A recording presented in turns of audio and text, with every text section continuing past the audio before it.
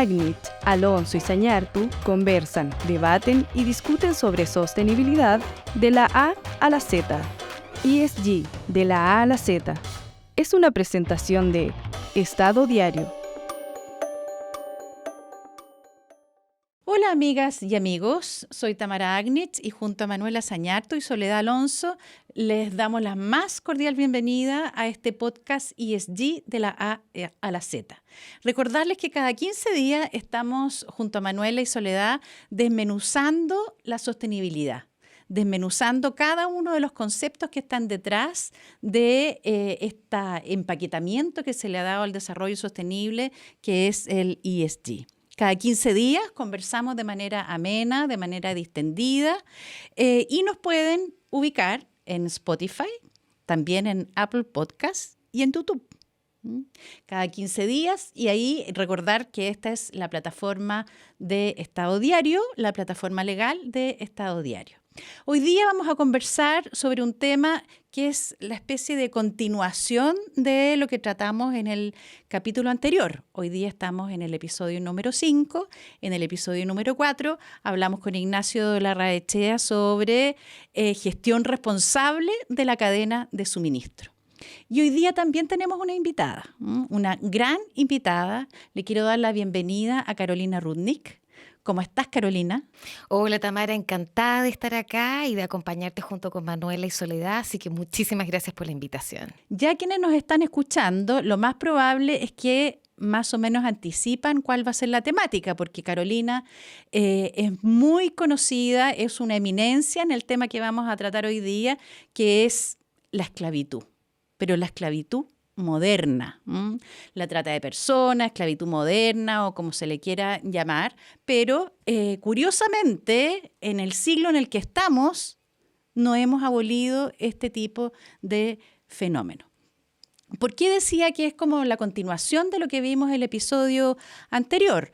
Porque es una de las temáticas en que las organizaciones, las empresas, las organizaciones en general tienen que poner el ojo al momento de hacer las debidas diligencias en toda la cadena de suministro. Así es que, bueno, sin más, Carolina, me gustaría que tú nos dieras un breve panorama de cuál ha sido tu trayectoria. Eres fundadora de Libera, una fundación dedicada a los temas de trata, pero mucho mejor si es que tú nos cuentas. Gracias, Tamara. Y les agradezco nuevamente la invitación. Es muy propicio estar hablando de esto y también muy sincrónico con lo que Ignacio planteó acerca de las cadenas de suministro, que es un poco donde este fenómeno aparece. Mira, nosotros cofundamos Fundación Libera con colegas hace ya varios años, el 2016, y yo te diría que llegué ahí justamente por mi experiencia profesional en el Estado, que me enfrentó a esta temática. Yo trabajé en el Ministerio del Interior en el primer plan de acción contra la trata el año 2013 y que significó el inicio de la política pública, y posteriormente trabajé en la unidad de análisis financiero a cargo de relaciones internacionales, y por lo tanto profesionalmente pude ir viendo cómo se vinculaba este fenómeno de trata de personas, que generalmente suena muy cinematográfico, ¿no es cierto? Pero cómo era un fenómeno real que ocurre en las economías formales, lícitas, y que efectivamente genera flujos ilícitos que luego ingresan al mercado formal. Si tú nos pudieras dar como una breve definición de lo que hoy día tenemos que entender sobre esta esclavitud moderna, como para que aquí darles el pase a Manuela y Soledad, que no me cabe la menor duda que tienen 1000 preguntas. Por supuesto. Mira, la trata de personas lo voy a definir a partir un poco de cómo se describe en el Código Penal y un poco aterrizarlo en la práctica. Lo que te dice el Código Penal es que la trata de personas es la captación, traslado y acogida mediando coacción, fraude, abuso de vulnerabilidad, abuso de superioridad sobre una persona para fines de explotación. Y esa explotación, dice el Código, puede ser explotación sexual, trabajos forzados, servidumbre, esclavitud y prácticas análogas a la esclavitud. Entonces, básicamente lo que hace la trata es que sanciona este comercio de seres humanos, donde en la antigüedad, con la trata de esclavos, Simplemente, ¿no es cierto?, las potencias extranjeras iban a África, secuestraban gente, la trasladaban. En la actualidad eso está abolido. ¿Cómo se produce esta captación? Falsas ofertas de empleo. Y lo que ocurre, ¿no es cierto?, es que generalmente frente a estas ofertas, ¿no es cierto?, fraudulentas, la gente acepta, la gente es trasladada, y aquí quiero hacer una aclaración, puede ser trasladada de país o puede ser trasladada dentro de un país, de una zona a otra, y con una finalidad muy específica, y es que a esa persona yo la voy a explotar. Recientemente hemos tenido 2 casos en Chile bien bullados que han aparecido, ¿no es cierto?, en las noticias. El caso de las redes de explotación sexual en la Plaza de Armas. Ahí tienes un caso de trata de personas que se llegó a la etapa de explotación. Y un caso reciente de un empresario en Puerto Natales que también ha sido condenado por trata con fines de trabajo forzado contra 8 ciudadanos haitianos. Entonces, eso es básicamente lo que sanciona el código. Y si ustedes se fijan, metafóricamente hablamos de esclavitud moderna, porque estamos hablando de una persona que es vulnerable y que es usada, ¿no es cierto?, como si fuera una cosa, porque no me atengo a su consentimiento, impongo esta voluntad de explotación por sobre su proyecto de vida, por sobre lo que quiere. Entonces, utilizamos esa analogía. Es increíble que en pleno siglo XXI todavía tengamos este tipo de fenómenos. Sí, muy impresionante. Oye, Carolina, a mí me gustaría hacerte una pregunta bueno, tengo muchas preguntas, pero una muy básica, y es cómo tú ves que estamos desde el punto de vista de la legislación o las sanciones en Chile respecto de otros países más evolucionados a lo mejor en este tema o menos. ¿Cómo nos ves? Estamos con cierto nivel de retraso si comparamos cómo se ha profundizado, cómo se ha perfeccionado las legislaciones en otros países. Lo primero que tendría que plantearte, esto es bien técnico, pero en principio la trata sanciona el suministro de personas. Es decir, no necesito llegar a la etapa de explotación para sancionar. Pero lo que sí ocurre en la práctica es que la trata solo se detecta cuando la persona está siendo explotada, nunca antes. Recientemente hubo una denuncia al Servicio de Migraciones a propósito de un bus que es interceptado y que habían muchas personas migrantes y sería una situación de trata. Pero yo te diría que siempre se detecta la trata cuando la persona está, ¿no es cierto?, sometida a estos regímenes de trabajo y condiciones de vida abusivas y degradantes. ¿Qué nos falta en nuestro país? Sin lugar a dudas nos falta tipificar las formas de explotación propiamente tal. El trabajo forzado per se sería importante para efectos de protegernos de potenciales vacíos legales. De todas formas, la trata permite sancionar cuando se está en explotación, pero sería bueno tener delitos que independizan la trata de una situación de trabajo forzado que, por ejemplo, le podría ocurrir a un nacional, y eso existe en el país. Y ahí, Carolina, ¿cómo estamos en relación a la región y en relación también a los países más desarrollados? Porque en general nos encanta compararnos con los países de la OCDE cuando nos conviene, pero cuando no nos conviene nos comparamos con la región porque en general estamos como mejor. ¿Es así también este tema? Yo te diría que estamos con rezagos en comparación con la región y con otros países. Tú tienes países como Argentina que tienen tipificadas las formas de explotación propiamente tal, con algunas dificultades, pero el trabajo forzado está, en Estados Unidos, en Inglaterra, se encuentra tipificado. Y fíjate que está cada día más avanzada la comprensión de la transversalidad de este fenómeno, que tú en la actualidad lo que estás observando es que los países están dictando leyes que prohíben la importación de productos elaborados con trabajo forzado. México lo acaba de anunciar a propósito, ¿no es cierto?, del Tratado de Libre Comercio con Canadá y Estados Unidos. La Unión Europea está estudiando la regulación y va a sacar una regulación de prohibición de importación. Estados Unidos ya la tiene. Entonces, lo que nosotros observamos es que el país no se está dando cuenta que este fenómeno existe y que hay que empezar a tapar los distintos vacíos legales para poder perseguirlo adecuadamente y detener lo que los expertos, la sociedad civil, incluso los organismos internacionales, han denominado el dumping social. Esto es un dumping social. Tú elaboras un producto, porque la trata ocurre generalmente y el trabajo forzado en los niveles más bajos de las cadenas de suministro. Entonces, efectivamente, una empresa por negligencia o por dolo, estaría elaborando un producto o proveyendo un servicio a costos muy inferiores de lo que ocurriría en una jurisdicción en que se cumplen todos los, digamos, los estándares laborales. Carolina, y a propósito de eso, yo te quería preguntar, en tu experiencia, ¿cómo tú ves cuáles son las industrias, los servicios o sectores donde hay mayor riesgo de trata de personas en Chile? Súper buena tu pregunta, Soledad, porque es sumamente interesante como lo que dice la OIT en sus distintos estudios. Yo tendría que responderte qué es lo que nosotros estamos observando en terreno. La OIT ya ha planteado, y lo planteó en el último informe del 2022, prácticamente todos los sectores económicos más importantes de un país son susceptibles y tienen muchos riesgos de la existencia de trata y de trabajo forzado.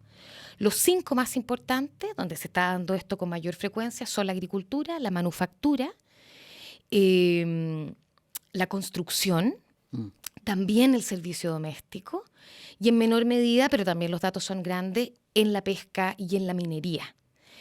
Y yo te diría que esas tendencias que la OIT reconoció, nosotros las hemos visto en terreno también. Efectivamente, en esas industrias hemos estado observando la situación de captación fraudulenta de trabajadores y luego sometimiento a condiciones de explotación. Pero si bien están estos sectores económicos que de alguna manera son más propensos, ninguno se salva. Porque dentro de, por ejemplo, el sector financiero, que uno podría decir, pero ¿qué tiene que ver el sector financiero? Pero tienen a veces subcontratación. Claro. Súper importante tu comentario, te lo agradezco un montón, Tamara, porque efectivamente el sector financiero es muy importante, por lo que tú dices, tiene su propia cadena de suministro, ¿no es cierto? Para empezar, generalmente se terceriza el aseo. Claro. Y estamos viendo, ¿no es cierto?, hay una señal de alerta importante en el país que tiene que ver con la población de trabajadores migrantes indocumentados que son susceptibles justamente al abuso. Y en ese sentido las instituciones financieras tienen su propia cadena, pero además la institución financiera tiene un elemento adicional. La institución financiera tiene que prevenir el lavado de activos. La trata es un delito precedente de lavado de activos y por lo tanto una institución financiera debiera revisar, ¿no es cierto?, particularmente empresas e industrias que son intensivas de mano de obra y que son riesgosas por parte, ¿no es cierto?, de los organismos internacionales y de la sociedad civil. Entonces, claro, en principio hay que estar atento a aquellos sectores donde hay mucha mano de obra no calificada, pero efectivamente hay que poner mucho ojo en intermediarios de flujos, básicamente, de activos. Sí. Yo veo de lo que tú nos cuentas que es transversal a millones de industrias y en ese sentido te quería preguntar si tú crees que existe la conciencia de la gravedad de este delito tanto en los empresarios como en los ciudadanos de a pie, porque está presente básicamente en todos los sectores. Súper importante tu pregunta, Manuela. Mi respuesta no es muy auspiciosa. Mi respuesta es no hay una conciencia transversal. Lamentablemente hay muchos mitos todavía con respecto al fenómeno. Se ve como algo lejano, se ve como algo ligado exclusivamente a criminalidad organizada y por lo tanto propia de mercados ilícitos. Y en ese sentido yo te agregaría un elemento adicional. Lamentablemente también la naturalización de abusos en nuestras sociedades y la naturalización también de prejuicios y estereotipos discriminatorios impiden ver la trata. Entonces, en nuestra sociedad lo estamos observando no solo en Chile, pero hay discriminación frente al migrante, frente a la persona afroamericana, frente al indígena, frente a mujeres, y por lo tanto eso también impide ver situaciones que podrían ser, ¿no es cierto?, constitutivas de explotación propiamente tal.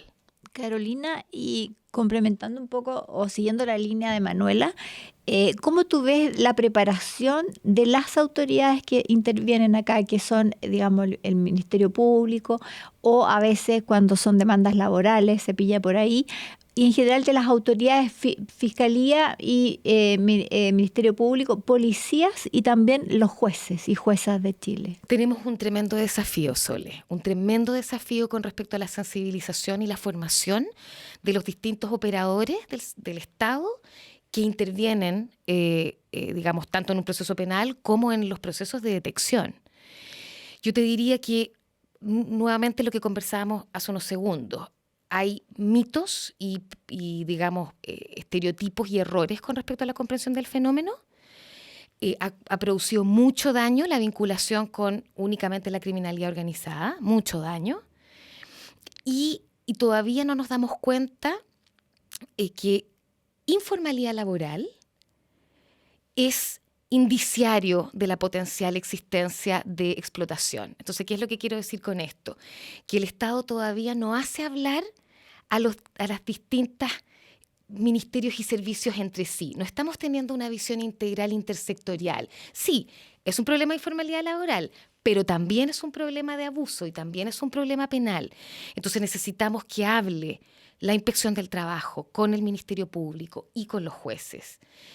Y en ese último punto necesitamos conocimiento especializado en los operadores del sistema de justicia. Necesitamos jueces y fiscales que conozcan las tendencias criminológicas del delito. Estos son enfermedades sociales. O sea, más preparados. Más preparados, que sepan, ¿no es cierto?, cómo ocurren estas tendencias en la agricultura, en la construcción, en la minería, cosa que puedan, ¿no es cierto?, ver los antecedentes y ver cómo emerge la tendencia. Sí, Carolina, y a mí me llama la atención, es cierto, es muy importante el foco ya en la investigación, pero también es muy relevante todo lo que puede hacerse previo, o sea, la etapa preventiva, la debida diligencia, que lo hemos mencionado tantas veces, ¿verdad?, en los episodios anteriores, de la importancia que tiene realizar una debida diligencia.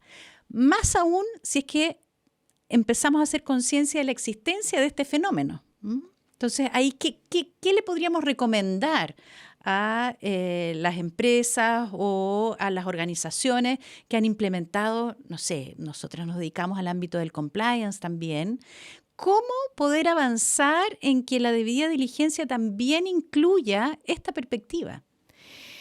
Buenísima tu pregunta. Todas las preguntas han sido extraordinarias, así que súper agradecida.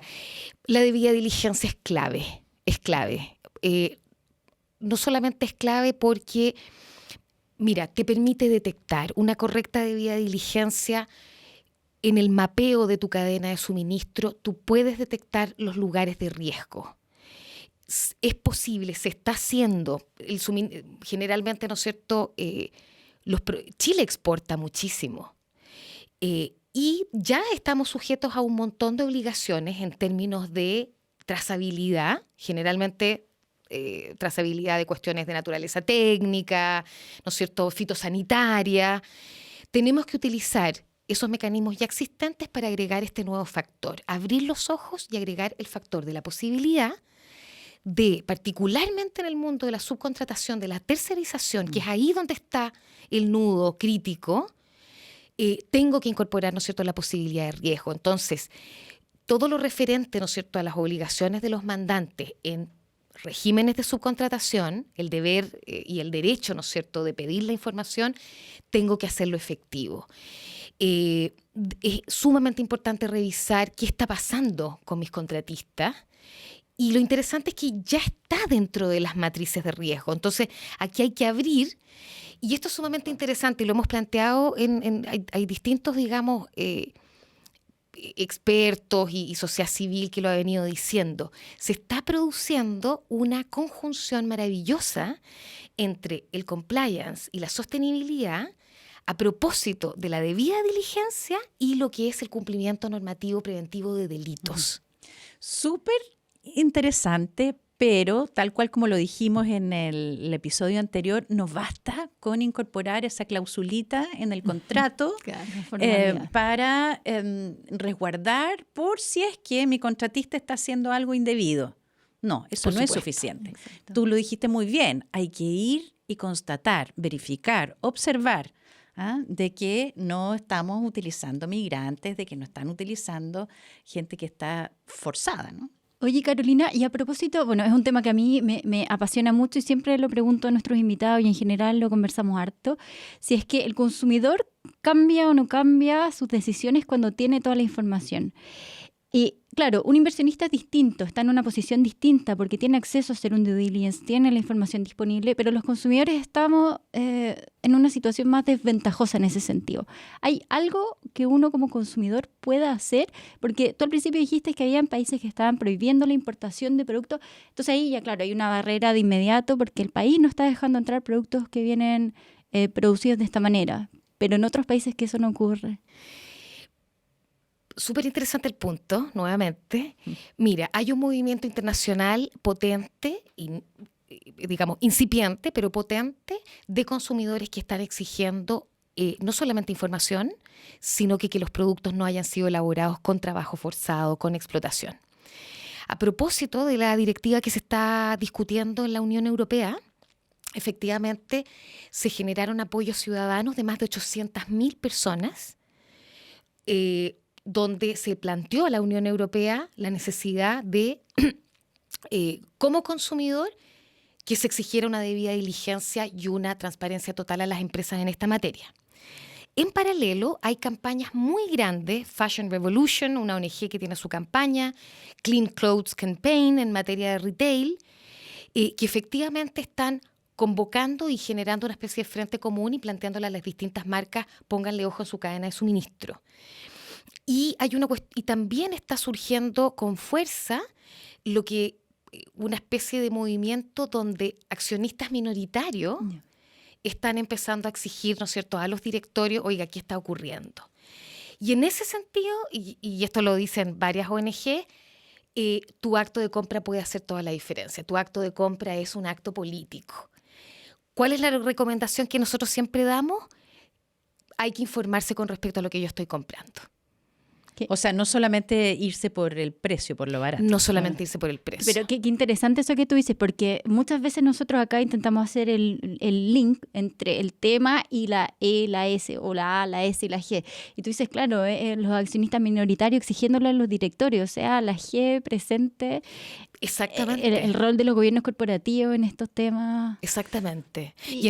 Claro. Perdón, y en ese sentido que dice la Manuela, tiene que ver con la irrupción en el mercado laboral de los millennials y la generación más joven que está más consciente y que necesita tener un propósito para ser atraído por una empresa. No le da lo mismo que la empresa no tenga, por ejemplo, valores como los que él o proyectos de vida donde él se sienta que se pueda realizar. Y una de esas cosas es, por ejemplo, para un millennial, digamos, es inaceptable que exista el trabajo infantil. Sin lugar a dudas, las nuevas generaciones están irrumpiendo con una conciencia mayor de lo que podrían haber sido, ¿no es cierto?, generaciones digamos, anteriores, sin lugar a dudas. Y tú puedes observar que también dentro de la juventud y la niñez también hay una conciencia mayor. Y ese es un camino sumamente importante para concientizar y para lograr cambios en las empresas, sin lugar a dudas. Sí. Carolina, tú hace poquito escribiste una columna donde de alguna manera te referías a la incorporación de este delito como dentro del catálogo que acarrean responsabilidad de las personas jurídicas. Si tú nos pudieras dar ahí tu punto de vista de cuáles son los déficits que está teniendo en la discusión hoy día en el marco legislativo esta temática. Mira, efectivamente, y de hecho mañana próximamente está a punto de ser despachado, digamos. El proyecto de delito económico, que es un terror para algunas empresas. Sí, el terror del compliance. Sí. Mira, la ley de delitos económicos era una ley que la sociedad civil que trabaja en materia de trata estaba esperando hace mucho tiempo. Porque la trata de personas forma parte del catálogo de la ley 20.393 desde el año 2021. Fue introducida por la ley de migración, pero se introdujo con un error. Y el error es que no se le asignó pena al delito. Entonces, ustedes comprenderán que estaba dentro del catálogo, pero era inaplicable. Y efectivamente, cuando se discutió, nosotros tratamos de entregar los antecedentes para que se corrigiera ese error. Ese error se corrigió, pero efectivamente, si bien la trata forma parte del catálogo de delitos de los cuales una empresa puede ser responsable, no fue incorporada dentro de la categoría de delito económico, y específicamente dentro de la categoría de delito económico, es decir, aquel que puede ser cometido por un representante directivo, ¿no es cierto?, ligado a una empresa para su beneficio, etcétera. Y se descartó por el hecho de ser un delito propio de la criminalidad organizada. Y ahí ya nosotros detectamos un error de comprensión de lo que es el fenómeno en la actualidad, y que no lo decimos solo nosotros, digamos, sino que lo dice la OIT, lo dice la OIM, etcétera. Y en ese sentido lamentamos el déficit de que no se va a ver, no se podrá aplicar el régimen de delitos económicos al delito de trata cuando lo comete una empresa. Particularmente han ocurrido una serie de modificaciones en otras leyes que van a evitar de que esta especie de brecha sea tan grave. Pero efectivamente hay todo un régimen de responsabilidad de personas naturales al interior de la empresa que no se va a poder aplicar. Hay todo un régimen de atenuantes y agravantes que en principio no se aplicaría el régimen general de la ley 20.393. Y en ese sentido creemos que hay un gap importante, bajo la perspectiva de que lo que nos interesa con esta ley es acabar con la impunidad empresarial. Si es que uno lo mira desde el punto de vista de los incentivos, o sea, no solamente desde la óptica jurídica, sino que desde la óptica más bien económica, es como casi nítida la relación que hay, ¿verdad?, entre este tipo de fenómeno y la última línea, que es ahí donde está el incentivo para las organizaciones. Entonces, por lo menos a mí, que no soy abogada, me causa también mucha extrañeza que no esté considerado como un delito económico. Así que comparto al menos esa visión desde esta otra vereda, que no es la jurídica. Mira, muy agradecida del apoyo y además el hecho que tú puedes observar en la práctica, ¿no es cierto? Tú puedes darte... Tú lo misma lo acabas de señalar, está presente porque la fenomenología del delito está demostrando, ¿no es cierto?, que esto está ocurriendo en los niveles inferiores de las cadenas, en las operaciones de subcontratación, y es algo respecto a lo cual es sumamente importante que las empresas asuman, como decías tú antes, el rol preventivo. Aquí hay mucho que se puede hacer muy valioso y que podría ser incluso, ¿no es cierto?, una chapita, un motor económico, una ventaja competitiva económica de la empresa que se hace cargo de esto. Y más aún, si es que lo relacionamos a la temática de este programa, que es el tema del desarrollo sostenible. Que no podemos afectar el planeta futuro como un todo. Hay aspectos sociales en los que tenemos las empresas que estar observando. Tal cual. Carolina, no sé si alcanzamos una última pregunta. Mira, estuve mirando el material que tú compartiste y en uno venía un gráfico donde salía cuáles eran las ganancias que vienen, digamos, de este ilícito. Eran como, no sé, corrígeme tú, cerca de 150.000 millones de dólares. Pero lo que me llamó mucho la atención es que además venía distribuido geográficamente. Entonces, primero estaba Asia y algunos países del Pacífico, pero después, en segundo lugar, países, digamos, desarrollados y de la Unión Europea, donde uno se imaginaría que hay mucha regulación, más controles. Me encantaría si pudiera explicarme a qué se debe ese fenómeno.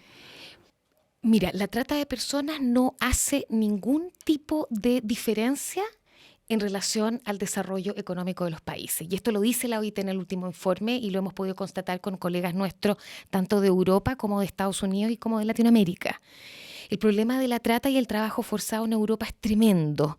Mientras se estaba discutiendo justamente la ley de delito económico estos últimos meses, explotó en Reino Unido la situación de explotación laboral de personas migrantes en España, en la agricultura, que son los que en el fondo importan a, por ejemplo, Reino Unido, Francia, etcétera.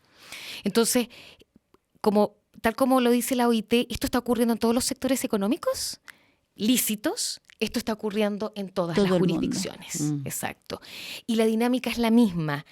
Me voy a los grupos más vulnerables, los que no van a oponer resistencia, y esta es la parte triste.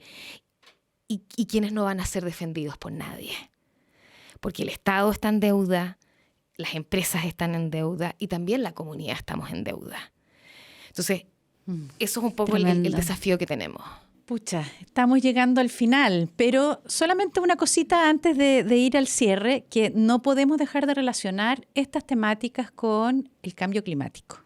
Que yo creo que a lo mejor ahí nos daría para un programa entero, pero el cambio climático está generando movimiento de personas, o sea, movimientos migratorios que afectan este tema, pero con mucha fuerza. Súper clave, sí. Bueno, te queremos dar las gracias, Carolina. A diferencia de otros programas en que hemos dicho que nos hemos divertido mucho, la verdad es que ha sido sumamente interesante, pero no podríamos decir que nos divertimos con un tema tan sensible como este. Así es que darte las gracias por tus conocimientos, darte las gracias también por toda la tarea que hacen en la Fundación Libera, de ir concientizando y abriendo de alguna manera los espacios en cada uno de los rincones de la sociedad. Aquí no hay nadie que pueda decir, yo aquí no tengo nada que ver. Todos desde el lugar en donde estemos, podemos hacer un poquitito para ir avanzando y eliminar la esclavitud moderna y todo lo que quieran, pero esclavitud al fin. Así que bueno, amigas y amigos, muchas gracias por habernos acompañado. Les recuerdo que nos busquen en Spotify, nos busquen también en Apple Podcast y en YouTube. Y nos vemos en 15 días más con una nueva temática que seguro va a ser tan interesante como la que hemos conversado hoy día con Carolina Rudnick. Manuela Zañartu, Soledad Alonso, muchas gracias por acompañarme hoy día y nos vemos en la próxima. Así es. Chao, chao. Chao. Muchas gracias. Chao.